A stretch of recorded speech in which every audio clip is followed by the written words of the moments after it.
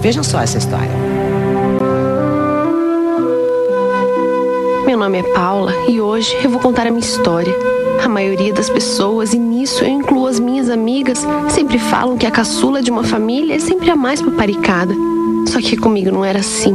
Eu era filha caçula e nunca tive nenhum privilégio em casa. O meu pai morreu quando eu ainda era pequena e eu mal me lembrava dele.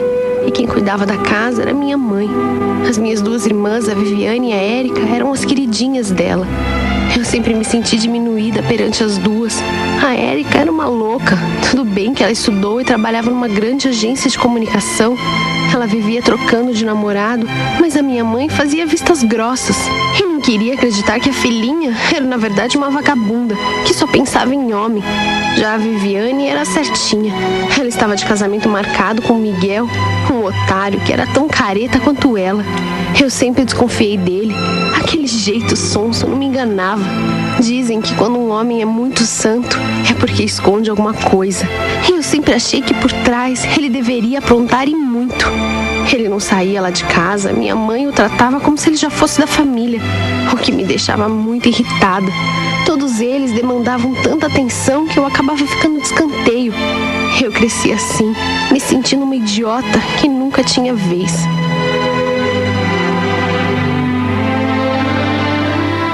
Todos os dias a minha mãe vinha com a mesma ladainha de que eu tinha que arrumar alguma coisa para fazer, que não queria me ver em casa de pernas pro ar, que eu precisava dar um jeito na minha vida.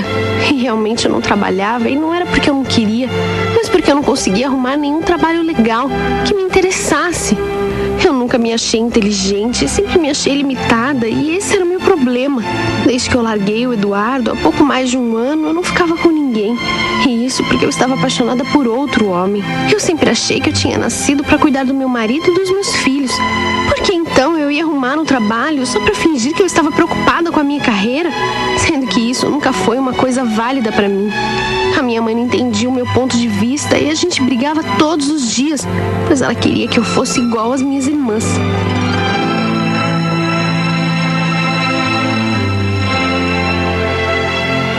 O que eu mais gostava era de ir pra balada com as minhas amigas. Todas elas estudavam e também viviam no meu pé dizendo que eu deveria procurar alguma coisa pra fazer. No fundo, eu só tinha olhos pro Maurício. Ele era a minha vida. A gente se conheceu ainda na escola e eu nunca tive nada com ele. Eu não podia dizer que éramos amigos, mas a gente sempre conversava. Quando meu namoro acabou, já estava afim dele. E acho que sempre estive, mesmo tendo namorado o Edu. Pra mim, o Maurício era o ideal de homem. Eu sempre dava um jeito de ir aos lugares onde ele estaria. A gente conversava um pouco, ele contava sobre a vida dele, mas logo ele se desinteressava no nosso papo e ia conversar com outra.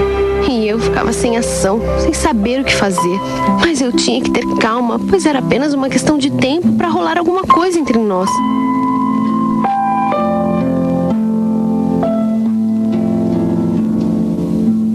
Os preparativos do casamento da minha irmã estavam deixando todos loucos. Eles só falavam nisso. A Viviane veio com a ideia de que eu e a Érica entrássemos com ela na igreja como damas de honra. Eu achei aquilo ridículo.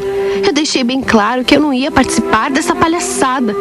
Ela ficou chateada comigo e desde então me excluía dos preparativos. As minhas irmãs ficavam conversando com a minha mãe, falando sobre a festa, os pratos que seriam servidos, e eu ficava de lado. Nem parecia que eu era da mesma família, pois elas me excluíram mesmo. A Viviane se sentia melhor que todo mundo por estar casando, por já ter comprado a própria casa, e como minha mãe dizia, ela já estava encaminhada. Eu é que não ia querer casar nunca com um tipo como o marido dela. Eu vivia dando patada nelas, mas no fundo eu tinha inveja, pois elas não sabiam que minha vida ia mudar logo. Eu ia embora daquela casa e eu sairia pela porta da frente com o homem da minha vida.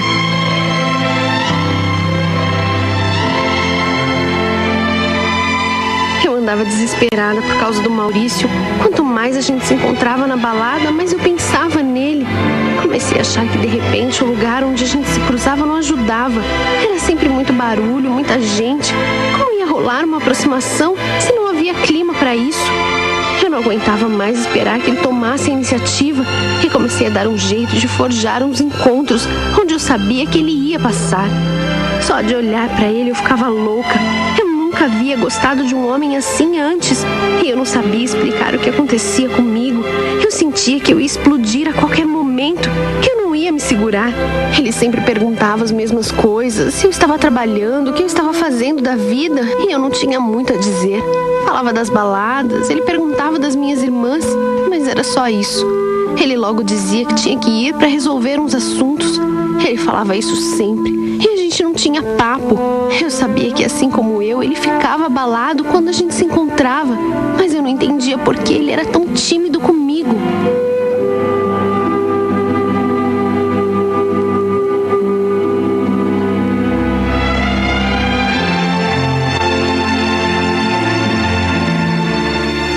Minha irmã se casou e foi de lua de mel para a Itália. Ela voltou do aeroporto direto para nossa casa. Minha mãe e minha irmã estavam ansiosas para saber como foi. Enquanto ela contava tudo, entusiasmada ao lado do maridinho, ela me trouxe um presente, mas eu nem tinha vontade de abrir, pois ela sempre teve tanto mau gosto. Agora eu ia ter que aguentar durante meses ela contando dessa viagem, mostrando fotos, e aquele marido dela sempre sorrindo, posando de santinho. A Érica estava se achando o máximo. Elas se davam muito bem. Ela adorava o Miguel, vivia dizendo que ele era o homem perfeito e falava que se a Viviane não tivesse casado com ele, ela o teria. A minha mãe achava isso tudo lindo.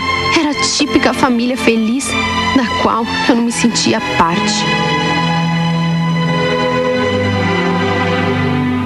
O Maurício não tomava nenhuma atitude e a gente ficava naquele chove e não molha. Um dia eu fui à padaria bem no horário que eu sabia que ele apareceria por lá.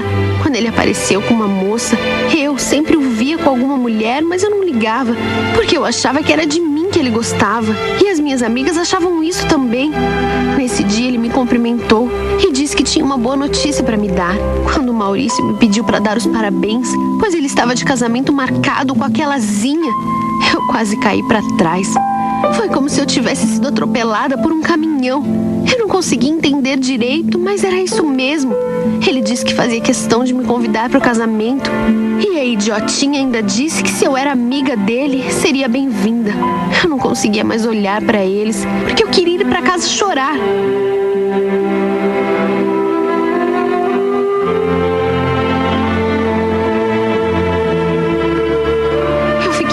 A minha mãe perguntava o que eu tinha e eu dizia que não era nada.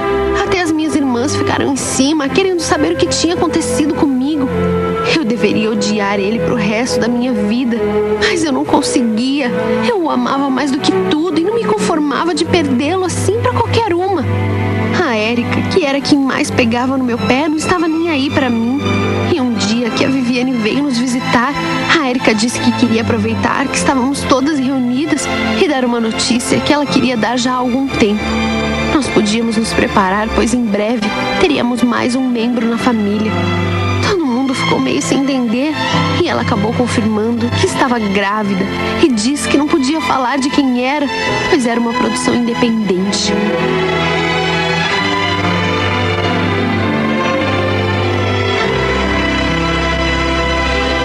A outra irmã havia se casado há pouco mais de 6 meses e a outra aparecia grávida de uma hora para outra. Isso foi um choque. A minha mãe ficou calada por uma semana. Eu ficava de olho para ver o momento que ela ia explodir. Eu queria estar perto para ver a Érica levando o que ela sempre mereceu. Quando estávamos sozinhas, eu conversava com a minha mãe e contava os podres da Érica que eu sabia. É claro que eu aumentava um pouco. Havia uma história que ela roubou o namorado de uma prima de uma amiga minha. E a minha mãe disse que já sabia disso. Eu não entendia por que ela não se pronunciava. Ela dizia que não aceitava, que estava chateada, pois esperava coisa melhor da filha, que era muito difícil criar filho sozinha. Quando a Érica chegava, minha mãe mudava de assunto e ficava muda. Eu tinha que descobrir quem era o pai daquele bebê, e isso era uma questão de honra para mim.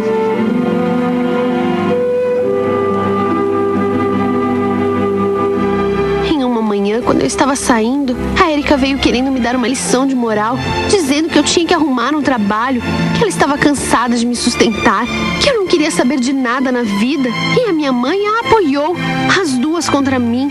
A Érica estava grávida e isso era um fato, e ela decidiu aceitar o filho que estava por vir. Afinal, a vida era da Érica, e ela queria se meter o mínimo possível.